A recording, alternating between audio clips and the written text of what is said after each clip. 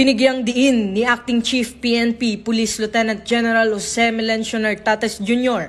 na ang PNP ay patuloy na nakikipag-ugnayan sa mga local chief executives upang tiyakin na ang pagtitipon ay naaayon sa batas at may kaukulang permit.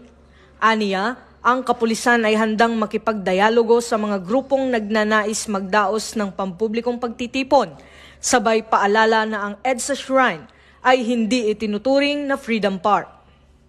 Kaya nga po tayo ay patuloy na nagko-coordinate or nakikiusap or nakikipag-negotiate or nakikipag-pulong dito sa mga grupo, lalong-lalo na sa local chief executive, sa mga mayor po natin with regards to assemblies. Kailangan po magpaalam sila, kailangan po ay dito po sa Freedom Park. At kung pinayagan naman, nasa kamay na po ng ating local chief executive or ng mga mayor na magbigay ng permit. At of course, sinasangguni po yan sa kapulisan, lalong-lalo na vice chairperson ang ating chief of police sa isang lugar na nagbibigay ng timely advice sa ating mga executive.